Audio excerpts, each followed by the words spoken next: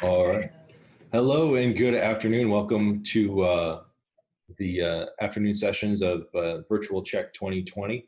My name is John Garafola. I'm an information security analyst at Emporia State University. It is my privilege to bring to you the presentation about how to make your data useful. This presentation is brought to you by Dianne Graves, Kameron, Neal, and Chinmay Mallula of Emporia State University. This presentation has been pre-recorded. They will not be hosting a live Q&A following the session. However, please feel free to submit any questions that you have, and we'll try to get back to you as soon as we can. This presentation will run about 55 minutes, after which time I will close it out.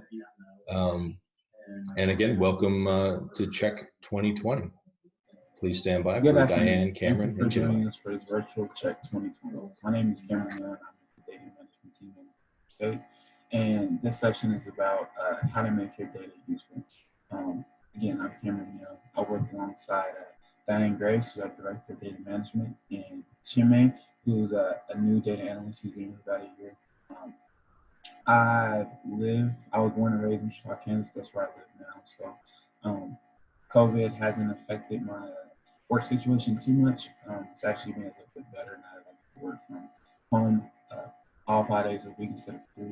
And my role here, the management team is one of data analysts. So the data management team on campus, we look at all data, but we primarily focus on student data. So I'm analyzing that, making visual reports, data abstracts, things to help end users be able to make those business decisions for our campus and our students going forward. And then I just recently became a Cognos administrator. So Cognos is our IBM web-based tool that we use for our reporting needs. We're in the process of upgrading it, so I'll talk about that a little bit more later. But it's just another tool that we can use to help our end users actually analyze the data and make those decisions.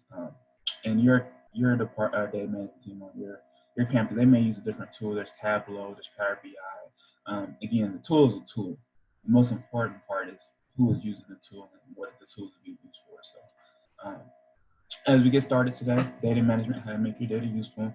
One of the first things that we're going to talk about is understanding the difference between data owners, data stewards, and data consumers. And as I switch my slide here, it's important to differentiate between the three, because you need to know really who's in charge of the data, where you fall in line at. Are you a steward? Are you a consumer? Are you an owner? Data owners are accountable for the quality of the data. So our ERP system that we use is a Lucian banner. And just for example, data owner for new prospective students would be the admissions office. The new prospective student will fill out their admission, whatever is required for their admissions. They would fax that in, email it in, however they want to do it. The admissions office would then take that information and they'll type that into banner. So the admissions office is the ones that own that data. Data stewards are accountable for the day-to-day operations of that data. So data management team, we're often data stewards. Sometimes, we'll have a report out there, we'll have data abstract, we give it to end users. Say the business office asks for, a list of new prospective students for the upcoming fall. We'll give that information to them, but as they're going through, if they see something that doesn't look right according to the data, generally they come back to us and we research it. But if there's something that's actually wrong with the data, then we got to relay that back to the data owners. So, that's just another incident where knowing where you fall in line at and this hierarchy is important. And then you have your data consumers. These are the individuals who are actually utilizing the data.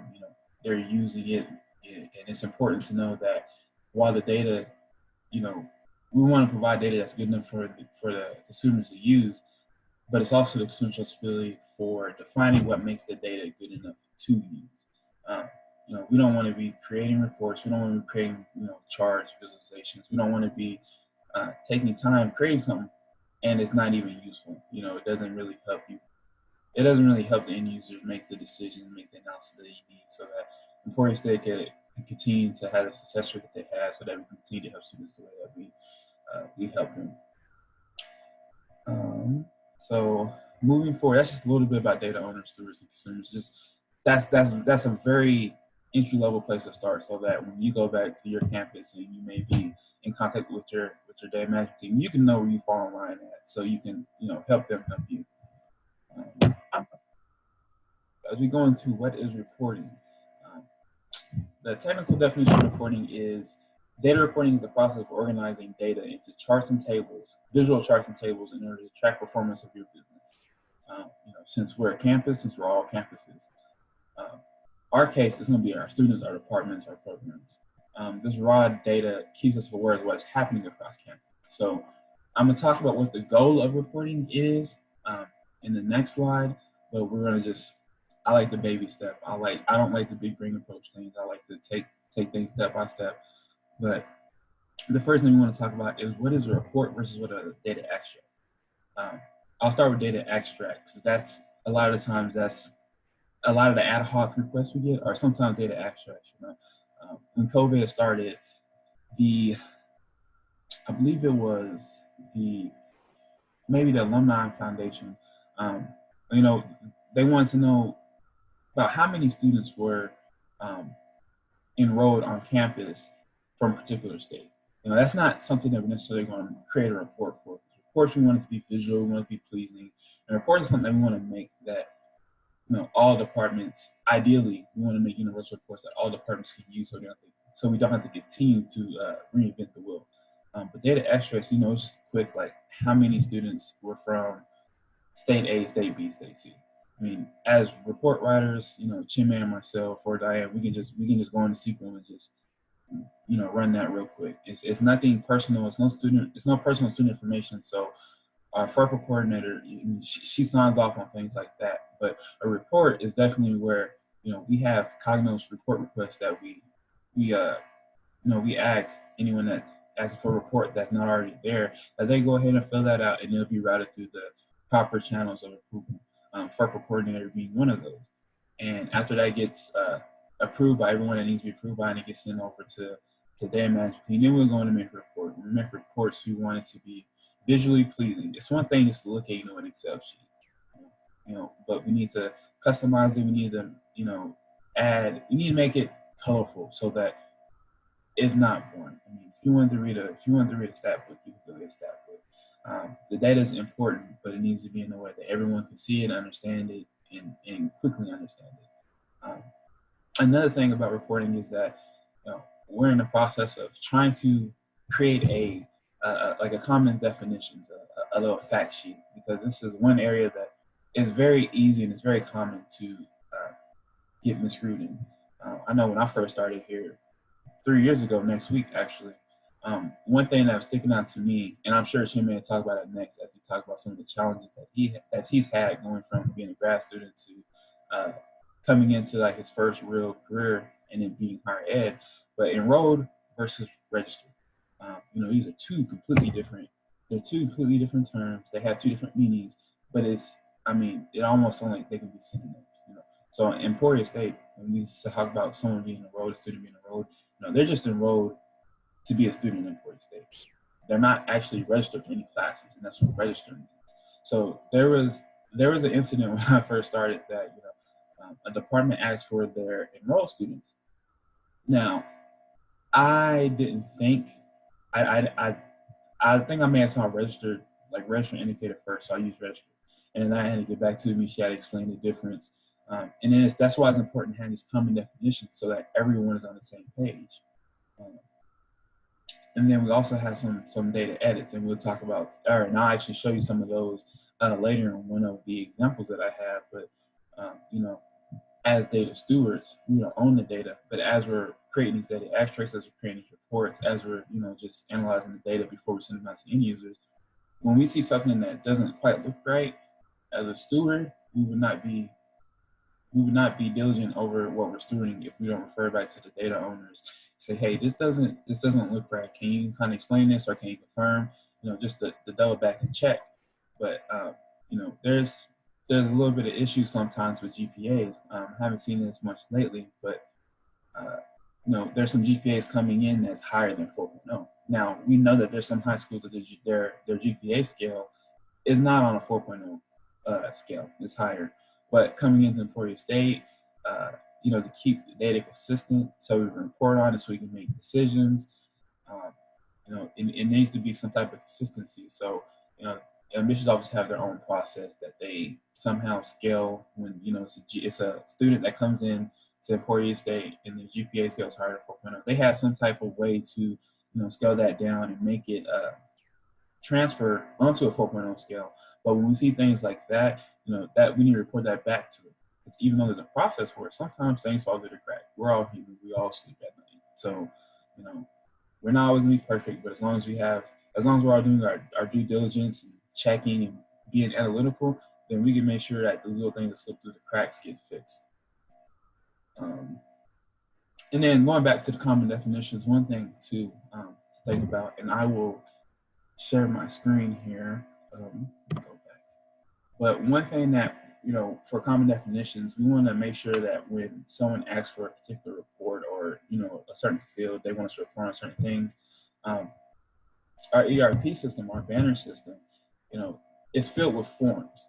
And there's production tables that actually are the foundation of those forms. Now, as an end user, someone that's in the admissions office, someone that's in the registrar's office, finance and budget, they may not know the actual production table behind it. And that's to be accepted and to be expected. They're not technicals. They're not the ones that's actually, in the databases, writing code, writing SQL. They're not the techie users per se. So one thing that we need to do is to make sure that we are all getting familiar, and I'm pulling up our banner system right now. And we just need to make sure we're all familiar.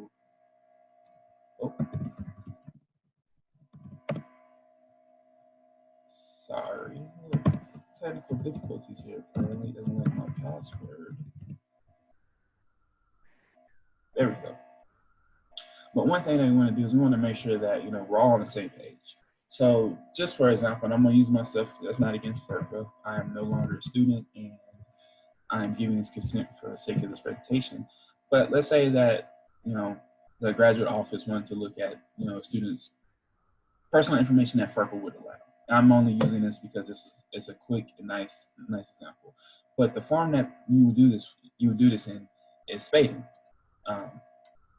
And when you get to this spading form, it's going to ask you for an E number, and the E number on Emporia State, that's just our ID, our identification. So I'm going to put mine in here. I'll move this over to go. So we'll see that there's a form that populates, yada, yada, yada. So if the graduate office say, hey, we want to know, what if there was we want to know about their middle name or, something over here. They would just say, hey, I want to look on this spading form. I want to get this person's last name and some other information. Well, they see that, but what we can see here when you click on it is down here, this Spriten current person last name, it tells us the table. So that's where the common definitions come in. That's where being on the same page comes in. We always ask that when someone makes a report request that they give us as much details as possible. And we don't say that to just be nitpicky, but we say that so that we can, eliminate some of the extra time it's going to take to communicate questions that could have been answered in the first place, so that we are able to get the exact columns and fields, the exact data that you're looking for. Because there's other forms here, for example, that, you put in, if I put in my E number, I'm going to get my last name, first name, middle name. But because that information is in a different form, it's populated by a different table. And if it's populated by a different table, I can't get certain tables to join and to match up correctly in the way to give you the data that you're expecting to, and ultimately in a way that gives us correct data. The last thing we want to do is report on data that's inconsistent, data that's incorrect. And that doesn't help us do our job well. That doesn't help the end users, any departments, make sound decisions. So that's all for banner. Let me switch my screen back to my PowerPoint. So I had talked about, what is the goal of reporting, and analysis is always the goal. And the technical definition for data analysis is the process of examining data with the goal of answering a question that supports decision making. Analysis can reveal powerful insights if you are able to uncover why something is happening and what can be done about it. So the too long and direct read of that, the main gist of that is, analysis is data that's presented in a way that easily allows users to make analysis that can drive the success of a business. So for success of our campuses, success of our students in our departments and our programs that's on campus. And, when we want to be analytical, when we want to make sure that we, give a sound analysis, there's always three things that we want to do. First, we want to start with specific questions. And this starts with the data management team and those that's requesting the data. Because when we get specific questions, like I talked about earlier, it helps us as the data management team create reports that are valuable and impactful. Again, if there's certain, fields that can be in several different forms, again, different forms are populated by different tables. If we don't get a specific form, then we can go out and create a report. But when we send it out to you, you're expecting 28,000 students or 2,800 students, and you only see 900. That can easily be attributed to we just simply pulled the wrong form, and that's something that can be easily fixed if we just have that information up front. But one recent request that we had was from I believe it was from the graduate office, but they wanted to look at their enrollment trends and spikes because Emporia State has recently been using a graduate accelerator program. So this individual came to us and said, "Hey, we noticed that we had a lot of enrollment during this particular time, and we just want to know if you can make a historical kind of a historical tracker to see like when it spikes, so we can kind of predict when to advertise these new programs and things that we have." And that kind of gets into the interpreting results that we're going to get into lastly. But things like that, specific questions like that, really help us create something that's useful, and not only useful for the graduate office, but we can take the same logic. And apply it to undergrad. We can apply it to different programs. So being specific really helps us to make something that everyone can use and something that's really impactful. And then identify the data sources. We've been touching on that briefly. Just being on the same page. Is it banner or is it ODS? What banner form is it in? Our banner tables are production tables, and our ODS, our operational data store. That's like a snapshot of our banner table. So our ODS is built off of certain extraction dates, and that's a lot of that is for the institutional research or institutional effective office, whatever that department is called on your campus. But they have a day 1 type of data, day 10, day 20, current, and future. So I believe right now, since our semester's over, it didn't switch, the extract type switch back to current. And then when semester starts again, it'll be day 1 on the 10th day. But that's for them so they can report to federal. But that's just another example. There's a lot of different places you can get data. Let's make sure we identify the correct place so that we can lay the correct groundwork down first, and we don't have to go back through it. And then interpret results. Now that we know what we can change, what can we change to make the situation improve. And like I kind of touched about a little bit with the graduate office earlier, they want to look at the enrollment trends and when their enrollment spikes. We seen during this time, they asked, or the individual came and said, we noticed that for this upcoming spring, so this last spring, our accelerator program, they noticed a lot of enrollment over that Christmas break. So then we created this report a little bit before spring break. Obviously COVID was going on, but historically we can look at those times that students had those breaks. So spring break, summer if they're not in summer classes, or even during summer between the first block and the second block, between semesters. That's when enrollment was higher than generally during the semester. At one time, because when we came to the conclusion, and it makes sense. Students have the extra time. They don't have to worry about classes. They don't have to worry about homework. Even if they have jobs, they have extra time that they can actually sit down. What classes do I want to do? What kind of path do I want to take to get my degree? So, it kind of came with the conclusion that we can advertise enrollment in new programs before these enrollment spike periods occur. And because we were able to give them a historical kind of snapshot, and then let them see that past trend over Christmas break, it kind of became a predictive analysis. And at the end of the day, predictive analysis is very useful because if you can predict what's going to happen, you know, if it's a good thing, you can enable it. But if it's something that may not be positive, you can, because it's predictive, you can do something to try to soften whatever blow may come. And okay, not quite. But we use Cognos, which is an IBM web-based tool for assessing data and reporting. And the tool that you use, like I said earlier, that's not the important part. Whatever tool you use, you have to learn how to use it. You have to configure it to work with your campus. You know, Cognos is just what we use, and we're in the process of upgrading our Cognos. You know, we're a little bit behind, but we may do with what we can. So for us using Cognos, you know, we can't just allow anyone to access that, because our Cognos is tied to our data warehouse, it's tied to Banner, it's tied to other systems of record. So we have to make sure that the management team, as stewards of data, we have to make sure that we're one, being secure, and that two, you know, we're waiting for the approval process to happen. So we have Cognos access requests that sometimes get put in when people know that there's a report out there, but maybe someone is new to a department. You know, they need the access to that same data that those in that department have, or if people switch department to department. You know, that's one thing that I've noticed when I started taking over as administrator. You know, sometimes when they switch, yeah, we grant them that access to the new department, but they still have their old access. They shouldn't have their old access. If you go from, you know, the art department to the business office, you don't need art anymore. So, you know, we need to be good stewards. Again, stewards. We don't own anything, but we're just stewarding what we're being placed in charge of. And then I talked about Cognos report requests a little bit earlier. You know, we need those, and even if it's a modification, we request those. We just have something that not only is a fallback for us, but it's a fallback for those that's requesting, and it's something that we can all look at. One thing that we can all look at and say, okay, this is what was asked, this is what we provided.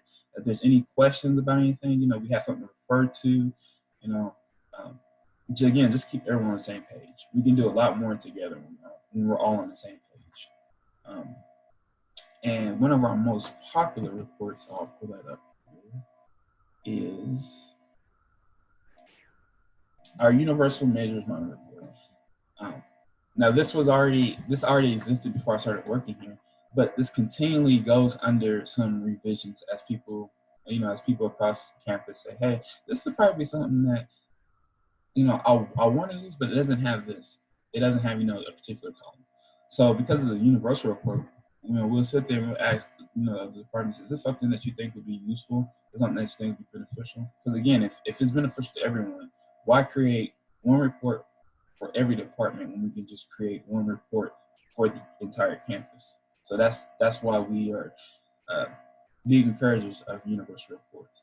But you'll see on this report, you know, this is very inclusive. You have your reporting term. So for us, spring of 2020, you know, we on employee state, that's 2020 for the year in the 10, our spring term. Our terms go 10 spring, 30 summer, 50 fall, and then a 1 after each for our AOP programs. We started our accelerated program. So spring accelerated is 11, summer accelerated is 31, and fall accelerated is 51. You know, we have a student here, which is very important, which we need to have on all of our reports. Is student information confidential? If it's yes, then we're either not going to include the student in the report or data extract, or our federal coordinator say, hey, you can include these students for this request, but then make a warning to the requester, the end user, hey, don't send this information out to anyone. You know, we have here, are they enrolled in the current reporting term? So this kind of goes with the enrolled versus registered. Are they enrolled? No. Yes. And really, I think that should be registered, but because these students are in here, but they may be registered for a different semester. And then here, the blacked out sections, we have our E number, last name, first name. You know, these are things that, you know, can identify students, so it's going to be blacked out for the sake of keeping students confidential, keeping staying FERPA compliant.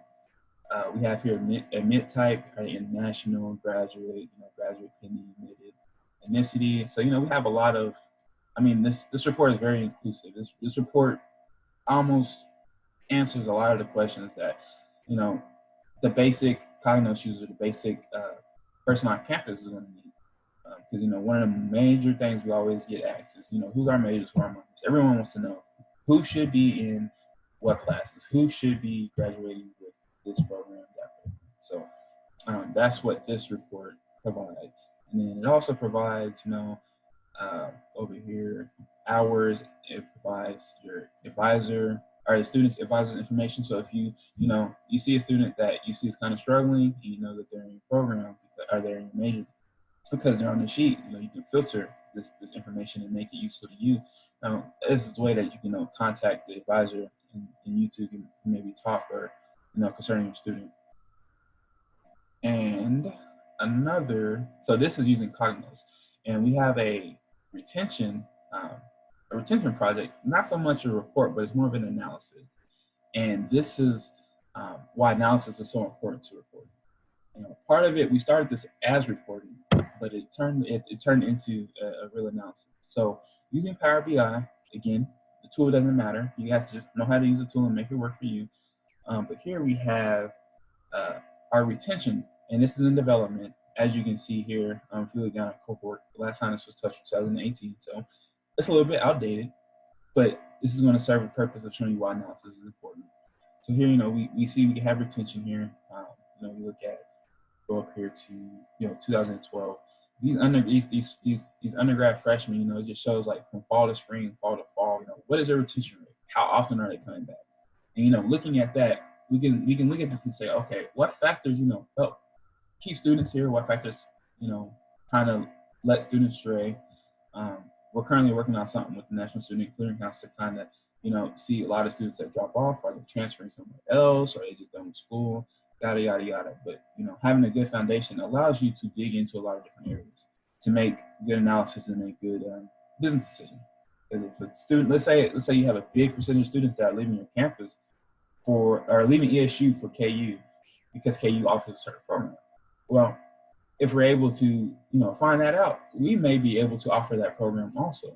So a lot of those students that left, they may have stayed if we had that. Just things like that. That's why analysis is so important. You can make decisions off of analysis and have a sound logical judgment about it, and you feel good about it. You're not just shooting shots in the dark. But as we go through here, we have enrollment. We have enrollment by cohorts, and this is cool because it's actually drilled down on the students. Now I'm not going to do that because over here you see we have the report, but you can also look at the data and the models that it's based off of. Because Power BI, it's touching our banner systems, touching our banner tables, and for parts of it, it is touching ODS. But as you go through here, first generation retention table, gender, first generation and gender, high school GPA, and ACT scores. Now these are averages, but if there's something that you notice right away, which I believe most of you will, this 8.2 here for average GPA. That's extremely high. There's no explaining that. There's some type of scale that didn't get, when we talked about earlier, admissions office, they have their own process for, translating those GPAs as higher than 4.0, on a 4.0 scale so that it is consistent and it works with our campus. But, that's why having data edits is important. That's why paying attention while we're working with data, that's why all that's important. That's why it's good to be a diligent steward. Because, you see here, 4.0, 4.3, 4.4, 4.0, like, yeah, that's great, but we know that's not the average. Not every student that came into ESU was a 4.0 student. It'd be great if they were, but that's just not the reality of it. 6.0 here. Starts to taper off. I'm sure if we continue down, we did 1950 and this upcoming fall, that this process it will start to level out, because it was around this 2018, 2019, beginning of 2019 maybe, that we kind of saw this data edit and started making strides to kind of get this issue resolved. But seeing things like this, it makes it hard to report on because it's not very accurate, and we don't want to be giving out inaccurate data, because then that's going to create an inaccurate analysis. And if a decision is made off of an inaccurate analysis, it's not going to be positive for our campus, not going to be positive for our students.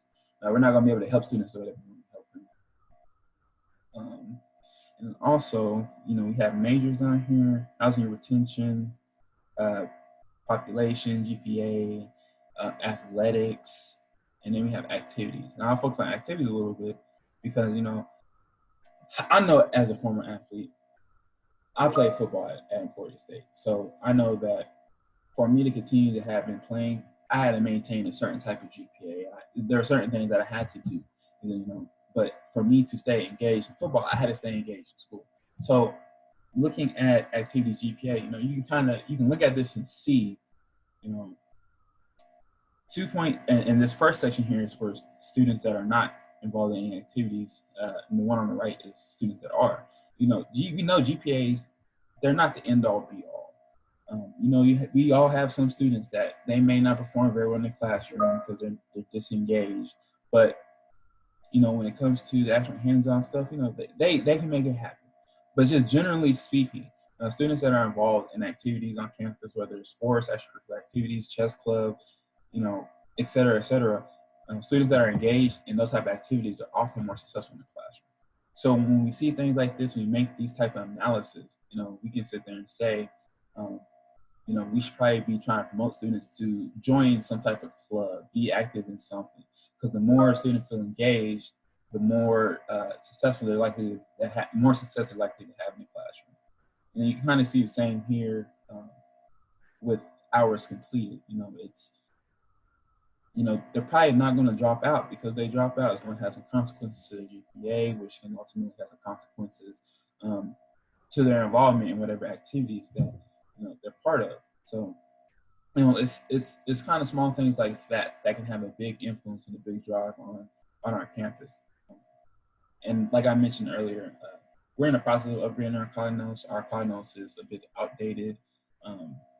It was kind of close to maybe being outdated when I had joined.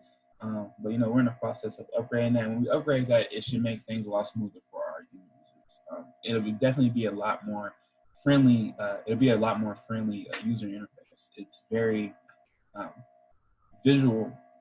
It's visually pleasing. What we have now is very, it's very autonomous. It's a lot of lists. But when we upgrade our cloud, and Dianne will definitely talk about this later. We'll be able to start moving forward to having dashboards where you don't need to even look and see like what kind of reports are out there. You can maybe go out to like your department's page, and there will be web-based. It might be 3, 4, 5 reports that are commonly used, that are accessible to those that work in the department.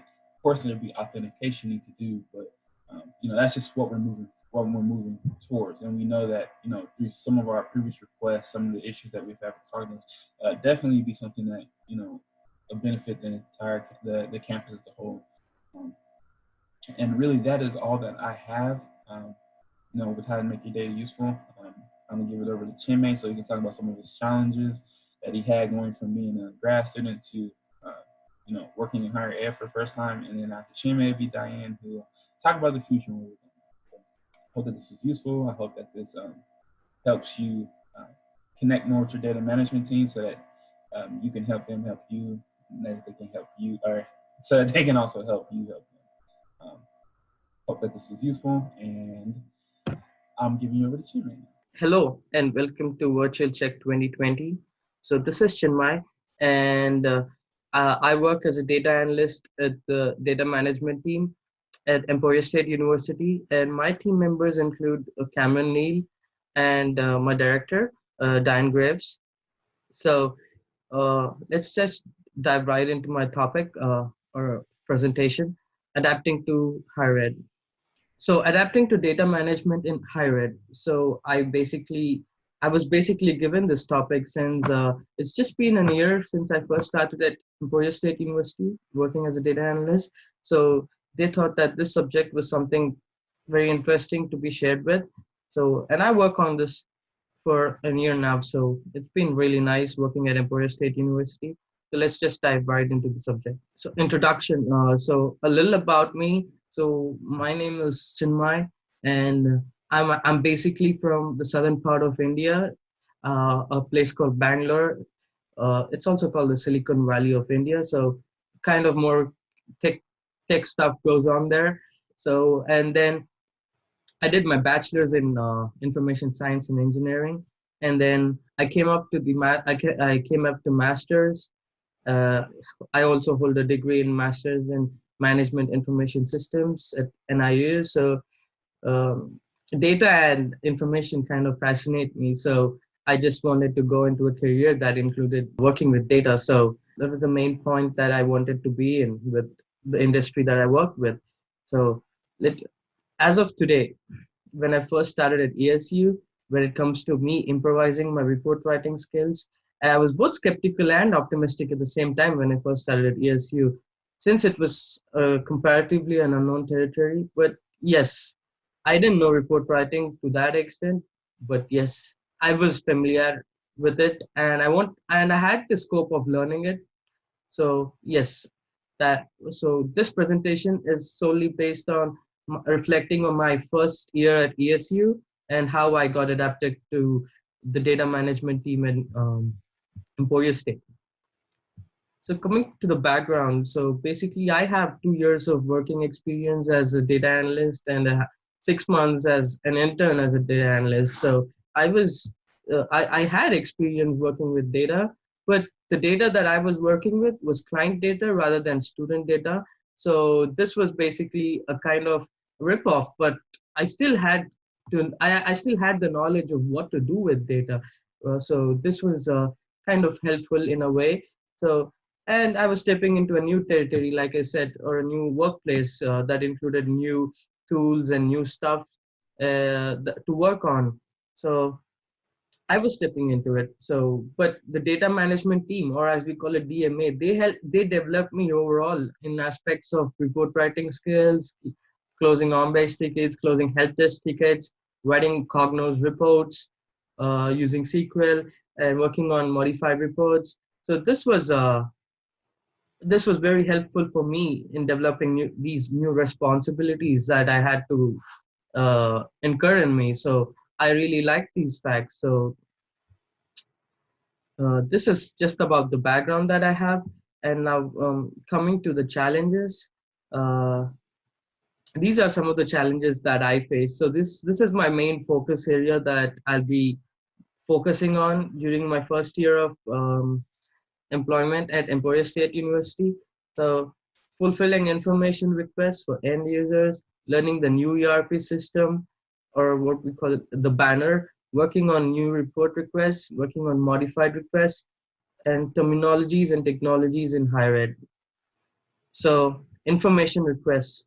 So working on information requests was quite challenging when I first started, as I was working with a relatively new type of data and new kind of data that had different data requirements and had to be scrutinized in a way based on the end users.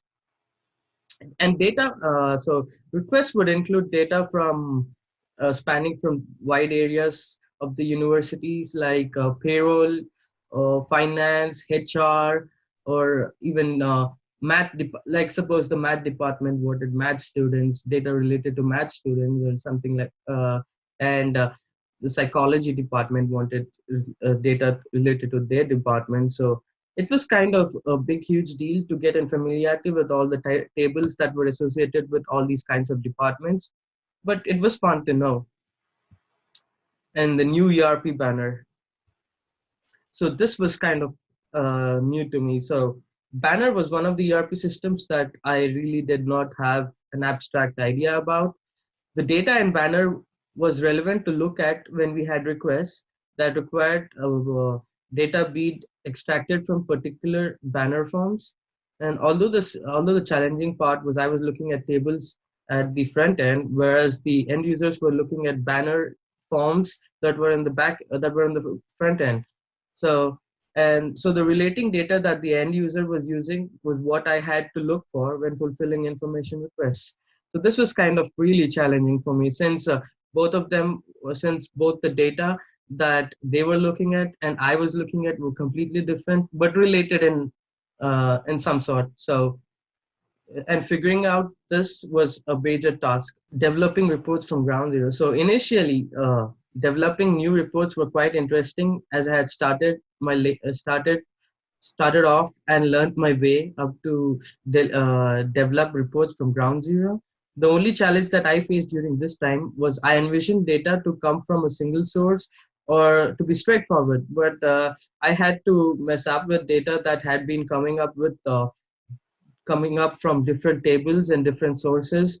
And I had to sort the data and format the data based on the end users, which was also quite challenging because they had specific formats that they wanted the data in, and we had to do it in that particular order. So this helped me to get familiarized with the different vast collection of banner tables that had been there, like Saturn and stuff like that. So these had different kinds of tables, in fact, and which gradually helped me in getting to develop other reports as well. So modified reports, getting to work on modified reports is challenging, really challenging. For instance, learning the code that goes into learning the code and the understanding the SQL basically that is written by another author was quite challenging. I had to analyze and understand the aspects of the code and the perspective of the author who had first designed the report in the first place. Frankly speaking, teamwork played a crucial role. So my team was best when it comes to having patience with me or having to put up with me for these kinds of things. They were very patient in teaching me stuff. They were really patient uh, in helping me understand that data, uh, how to work with modified reports and how to understand code and the perspective of the author. So this was a major role that the team played in my understanding of modified reports. And some of the technologies in higher ed are SQL, IBM Cognos, Tableau, Excel, and Team Dynamics. So honestly, when it comes to SQL, it was the most predominant tool that I had dived into when I was in my undergrad. So when developing Cognos, and this helped me developing Cognos reports from scratch, which was not that easy and not that too hard because I knew SQL, but embedding that SQL into Cognos was a bit challenging since I had to get the UI part right too. And this was not that challenging because I was familiar with SQL from my previous years of experience, excuse me. So IBM Cognos was a relatively new tool for me to work on since I haven't worked on it previously. But when it comes to report writing, it's almost similar to the way that SQL is written, but just we need to figure out the UI part, like where do the prompts go and stuff like that. So IBM Cognos to some extent is what I have learned, and I've learned also the new stuff like crosstabs and stuff. So I've learned some new innovative stuff that I can do in IBM Cognos. And Tableau was one of the Tableau was one of the tools that I really enjoyed working with, as it was the tool that was the main focus throughout my career in visualization, and also to be working on with Tableau is really nice and kind of easy for me since I was well versed with it. Excel, Microsoft Excel. So I used Excel basically to run month-end reports and stuff like that. And I was also well versed with Excel, TDX or help desk tickets. So these were tickets that had been assigned to our team members in random. So I had to take some. I mean, I take some help desk tickets, and Kameron does some tickets. So these were basic fixes that had to be done. But although the fixes were done, the working environment for fixing these help desk tickets was really nice because of team dynamics. Finally, I would conclude, although that my introductory report writing skills was not up to the level that I would expect it to be, but with the guidance of Kameron and Dianne, my team members, uh, I would actually accomplish this gradually. Adapting to data management in higher ed was something thoroughly enjoyed, as well as learned many things and enhanced me overall when it comes to me understanding report writing in Cognos. It has been a wonderful journey, and my team is really good at what they do. And it was the best team that I could learn from, frankly speaking. So, and I also understood that there are people out there who have the desire and determination to build in knowledge and information, irrespective of their age.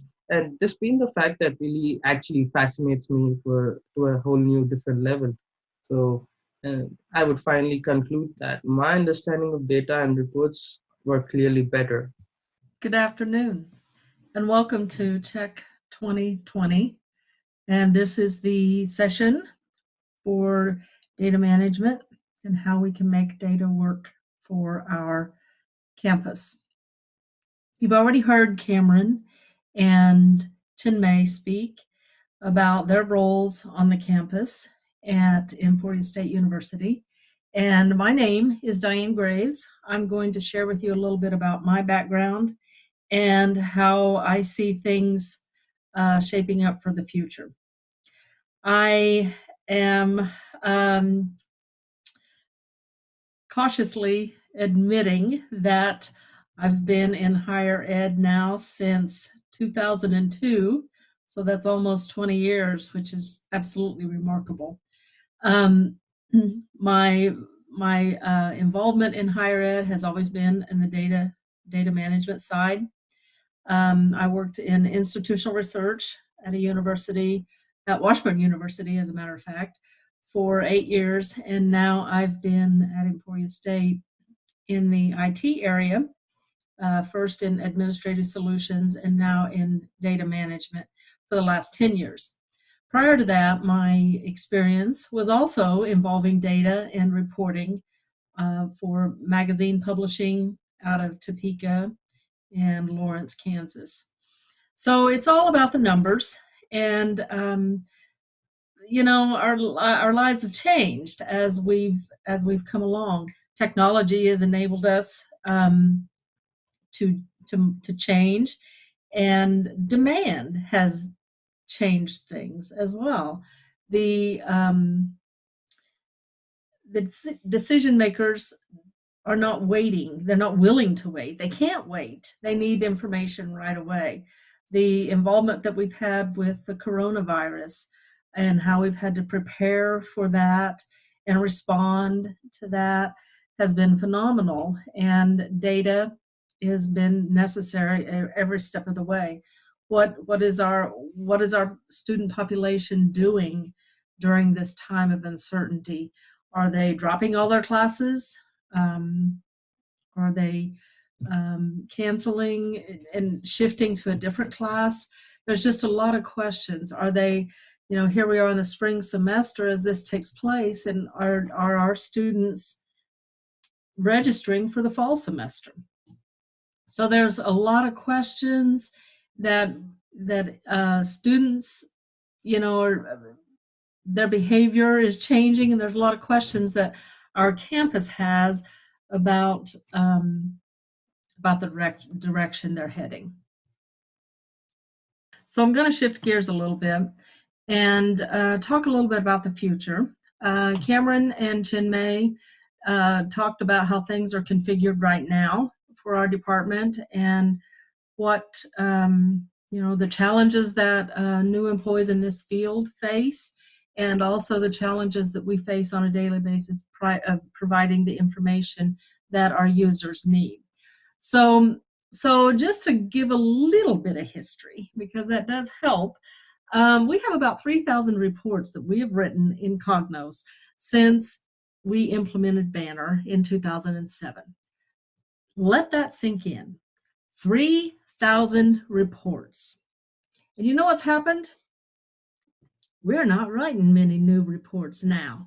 And the reason is we have the data already created in a report somewhere within the Cognos system. So our users across campus, administrative offices and academic offices, are not requesting many new reports. They may request a modification to an existing report, but new reports just aren't being asked for.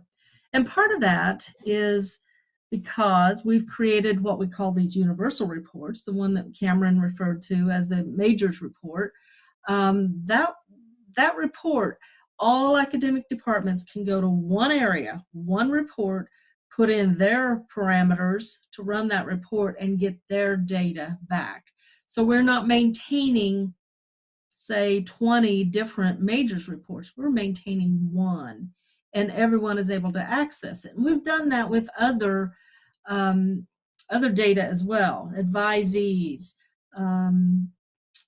graduates by term, other pieces of information. We've universalized them so that all departments can go to one report, and we maintain a single report on that subject. But there's more that can be done, and we plan to do that over the next couple of years. One is eliminate the need to drill down through a Cognos folder structure to get to your report. That's archaic, in my opinion. The report should be front and center, right there greeting you every morning on a website, on a portal site, whatever. There obviously with security, but the data should be that accessible to where you log into your computer, you go to your Hornet 365, which is our university portal, and you go to your spot, and there's your information that's tailored to you, rather than you having to go hunt and peck and find it. So we have goals to make the data more accessible while also adhering to security standards as well. The other thing is visualizations. We do virtually no visualizations up to this point, and we need to change that. There are some data points that simply can be displayed with a dashboard, with a figure, with a graphic, rather than needing an extract of data. And we plan to make sure we can implement that in the next couple of years, and it will be part of what we implement when we upgrade to Cognos 11. Furthermore, 3,000 reports. With staff turnover and with the inability to overlap outgoing staff with incoming staff, what's happened is that a single report may be requested to be developed under a different name, but multiple times. So we may have, and we do have, multiple versions of one report.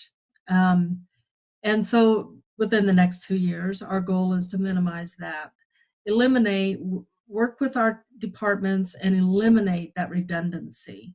I know there's one department that needs to do timesheets.